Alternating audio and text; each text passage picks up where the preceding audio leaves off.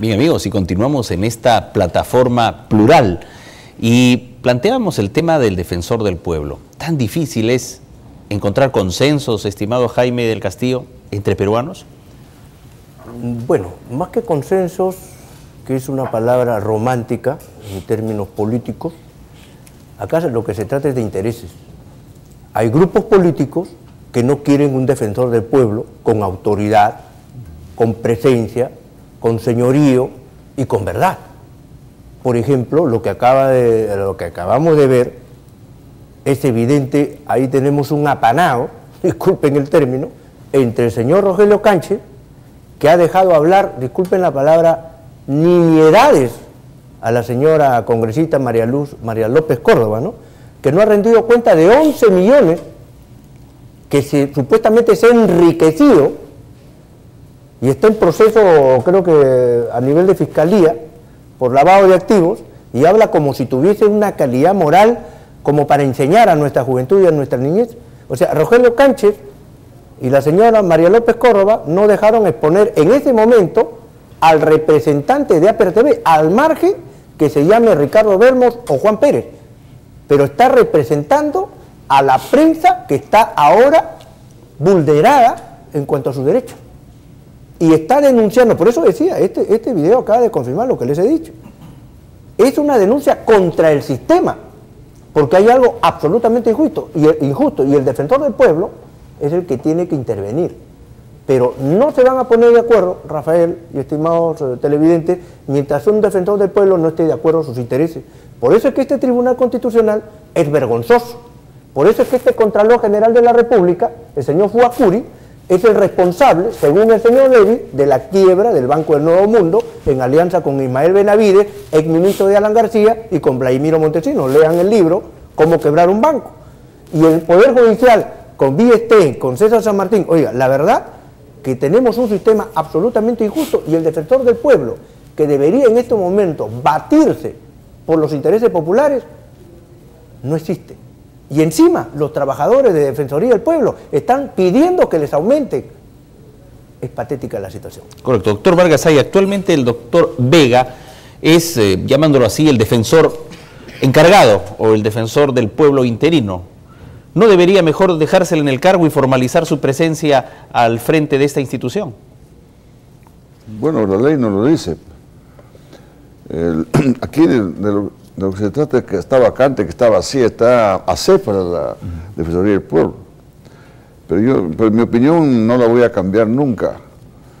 El Parlamento, o el Congreso en este caso, no está legitimado para nombrar al Defensor del Pueblo, ni a los miembros del Tribunal Constitucional, ni a nadie. Ya hemos visto en la historia pasada lo que ocurrió.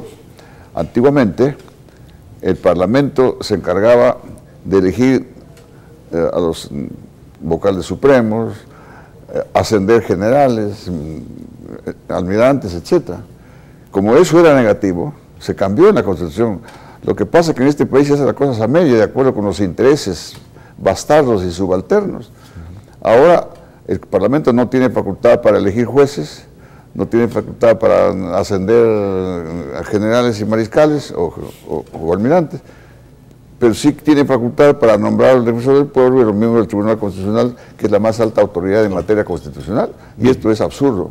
Bien, vamos a poner los teléfonos en pantalla. Nuestros ciudadanos, nuestros principales protagonistas, pueden ingresar con sus llamadas. José Rocha ahora con la opinión. Aquí hemos lanzado una crítica permanente a la manera, la forma, al sistema de elegir tanto al defensor del pueblo, a los miembros del Tribunal Constitucional, y tal vez desde mi punto de vista, por lo menos, de una manera menor al Banco Central de Reserva y los directivos, porque eso sí significan políticas de Estado. Pero en el tema del defensor del pueblo, aquí además está ocurriendo algo por demás extraño. Se suponía que se habían puesto de acuerdo para conseguir los 87 votos a favor del señor Walter Gutiérrez. Se suponía que la comisión había llegado a un acuerdo con los voceros de los diferentes partidos políticos en el Congreso de la República, que comparto, es una institución que está deslegitimada para hacer este tipo de nombramientos. Pero en fin, se suponía que ya se habían llegado de acuerdo, se habían puesto de acuerdo. Y a horas de que en el Congreso de la República se termine por votar si es que se elegía o no al señor Gutiérrez como defensor del pueblo, resulta que dos partidos políticos que unidos suman un número importante para no elegirlo, decidieron dar un paso atrás. La pregunta que los ciudadanos y los periodistas nos hacemos, ¿por qué se dio ese paso atrás? ¿Acaso hay algo que la gente no sabe? ¿Hay algo de lo que tendríamos que enterarnos, ya sea por parte del currículum o la hoja de vida del señor Walter Gutiérrez, o de los intereses propios de las diferentes bancadas y las condiciones políticas que estos tienen? ¿Acaso es que el señor Walter Gutiérrez no quiere ahora responder a intereses políticos de algunas agrupaciones? ¿O es que hay algo que el pueblo debería enterarse que el señor Gutiérrez sabe y podría soltar si llega a defensor del pueblo? El ciudadano en la línea telefónica, muy buenas noches. Escuchamos su opinión. Buenas noches. Buenas noches. Bienvenido, amigo. Buenas noches, señor periodista. Escándalo 11. Hablando acá de Vitarte.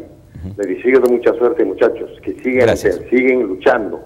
Lo que me da más pena hablando de la señora alcaldesa de Lima, señora Susana Villarán, está trabajando con esa fuerza, coraje. Esa señora hay que apoyarlo.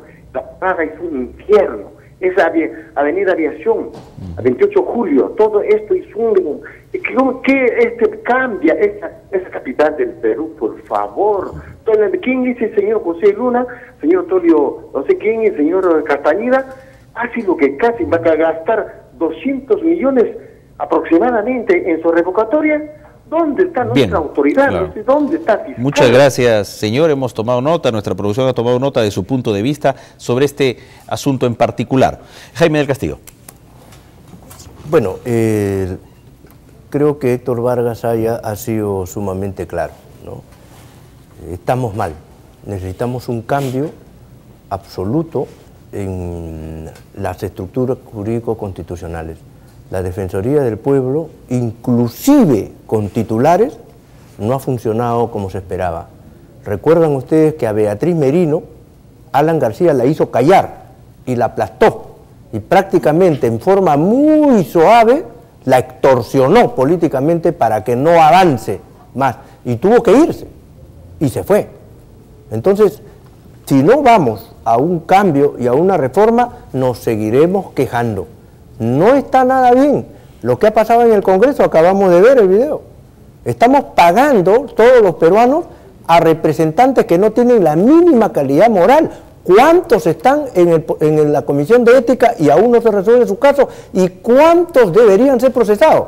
Pero viene, pues, como bien ha mencionado Héctor Vargas Saya, el arreglo, los juegos de poder, donde que los jueces se arriman al que tiene poder y sentencian de acuerdo a eso, ¿no es cierto?, al Poder Judicial, y con esto termino. Por ejemplo, el señor César San Martín le dicen que no tiene doctorado y el señor feliz de la vida sigue designando como ha pasado con Francisco Tábara, y este tema con el cual comienzo, quiero terminar. A mí me preocupa cómo están las cosas. Esto alimenta a Antauro Humala y a su discurso violentista. Esto alimenta al Movadef y a su discurso violentista. ¿Hasta cuándo? Bien, el ciudadano en la línea telefónica. Esto es Habla el Pueblo. Adelante, por favor. Hola, hola. Mucho gusto, bienvenida. Sí, buenas noches. Respecto a, tocando otro tema de los que ustedes tratan y que lo expresan también, sus opiniones son tan interesantes, variadas. Mi pregunta es acerca del simulacro, es una opinión con una pregunta incluida. Durante el simulacro se detuvo el Metropolitano, creo, y el tren eléctrico. Sí. ¿Se abrieron las puertas para que las personas salieran o estuvieron allí, permanecieron encerradas, sin posibilidad de salir? Porque hay personas, y no son pocas, que entran en un acceso de pánico imposible de controlar. Claro. ¿Qué pasa con las personas que se van a encontrar en esos momentos dentro de esos bueno, medios de transporte, ¿no? Muchas gracias por su punto de vista. Efectivamente hemos informado hoy de ese tercer simulacro de sismo y tsunami, y una opinión muy importante que estamos seguros las autoridades están tomando en cuenta. Doctor Vargas Saya. Yo simplemente quisiera formular una pregunta. La Defensoría del Pueblo ha sido creada en la Constitución de 1993. Antes no había Defensoría del Pueblo.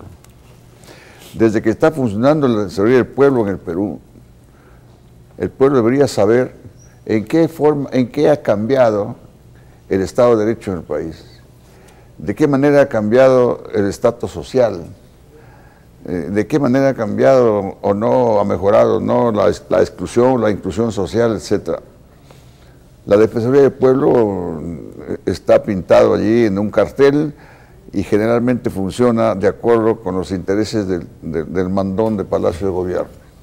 De manera que para mí, en buen romance, ojalá que no nombren defensor del pueblo, porque está de más. Ese es un presupuesto que debe servir en otras cosas más importantes para el país. Bien, esto da para más. Realmente agradecemos a Jaime del Castillo por su presencia en Habla del Pueblo, a José Rocha, al doctor Héctor Vargas Aya, a nuestro equipo técnico y periodístico, y a ustedes, amigos televidentes, por ingresar con sus llamadas telefónicas.